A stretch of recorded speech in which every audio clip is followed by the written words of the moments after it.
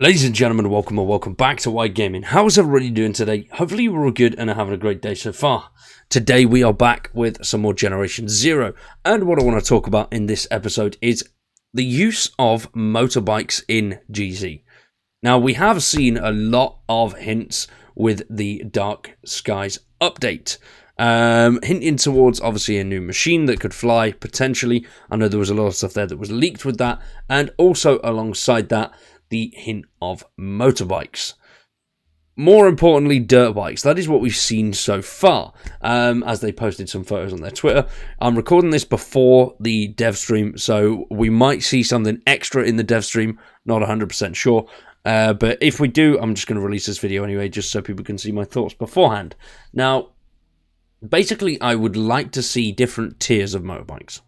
I don't want to see a generic bike like we have seen with the bicycle so far that just has 3 different colours.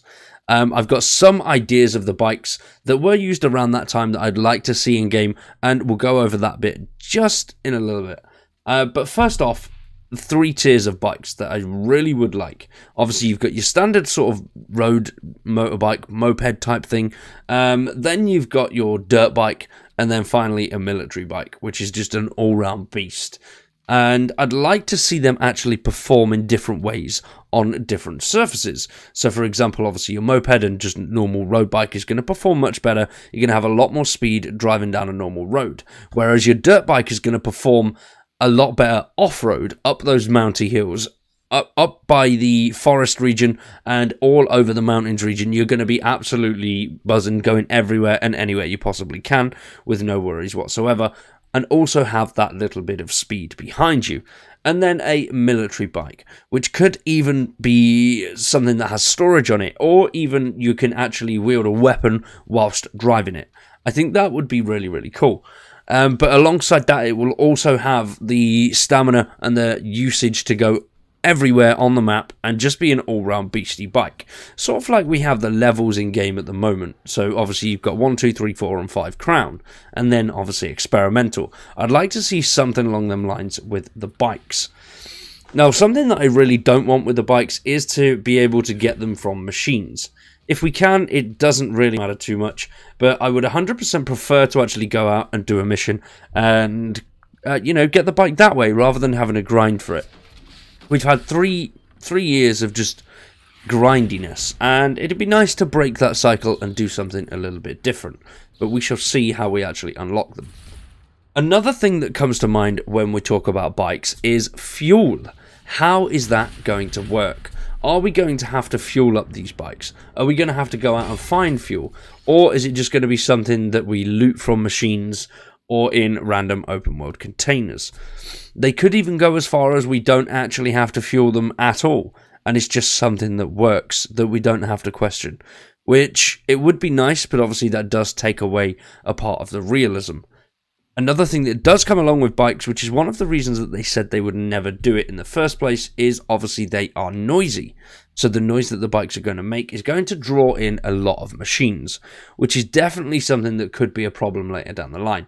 But, that's something that we'll have to look into and try and avoid. But if these bikes do go fast enough, then we'll be able to outrun machines anyway. At the moment, the machines don't really respond too much to much noise unless you're really close to them anyway. So it could just be something that's not really an issue entirely. We shall see. Now, with all that being said, let's look at some of the bikes that I would love to see in Generation Zero. Now, let's start off with a bang, shall we? Now, this isn't exactly a bike that we would see, but it is something that I think was really cool whilst researching for this video. I just found this one and thought it was amazing. Now, this is the Vespa 150 TAP, which is a anti-tank scooter.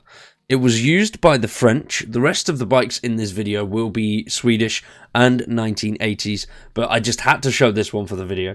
Now, this was, as I was saying, developed by the French and used between 1956 all the way up to 1960. There's not an actual time when they took it out of circulation, but around about the 1960s. It was updated in 1959. I just think it's a really, really cool piece of kit. And just look at it. Running around on a scooter, you've obviously got the maneuverability to get around a tank, like an actual tank, not Tanks Generation Zero. But it's just a cool little thing. I love it. I'd love to see this in the game. To be fair, any bikes that we could utilize weapons with, I think would be really cool. I know myself, and there are a few other players that would love to be able to ride the bike and use the secondary. So get your pistol out, Mach 10, something along those lines. I think that would be quite interesting. Whether we'll actually see something like that incorporated, I imagine it's actually something that's relatively difficult to do. So, not 100% sure, but it would be nice. So, a Generation Zero motorbike video would not be complete without mentioning the Flak moped.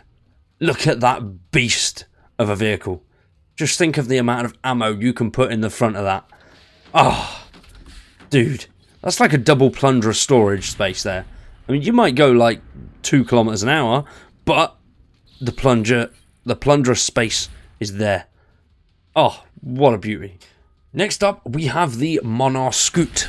Now, it's a little early, but it was developed and built in Sweden by the Monarch in Varberg between 1957 and 1969. So we are a decade out, but it is a cool looking little bike. This could just be like the step up from the actual push bike itself. I think it's quite a cool little bike. It's obviously not going to break any speed records, but it's going to get you from A to B a little bit faster than your feet can and the dirt bikes can. So quite interesting. I do like the look of this. Obviously, if we could have colour schemes as well, that'd be great. Next up, we have the 1980s Husqvarna CR250, which was a dirt bike that was used in a lot of motocross races. This one I found was one that was for sale for $3,000. Quite cool. But I think a dirt bike is something that we definitely need. Obviously, the military bike does look like a dirt bike, but I think they should definitely have a sort of change in how they perform on certain surfaces. Obviously, dirt bike's going to be a hell of a lot quicker going up and down mountains and around all those dirty, windy roads, and actually off-road itself. Whereas, obviously, the Flak moped and just the normal moped are going to be much better and much quicker on road, and maybe even gravel paths, they'd work. But for all those off-road needs, a dirt bike is going to be something that we're going to want to see. Now, hopefully, they do incorporate different levels, and they do work on the different terrains. So this is the Husqvarna 258 military motorbike. It's quite interesting. I learned quite a few little things about the Swedish military vehicles whilst doing bits on this video. And there were only 3,000 of these ones made, and that's because these actually have built-in skis. So obviously, when they are out in the snowy regions, I just think something like this would be very, very cool on Himfal.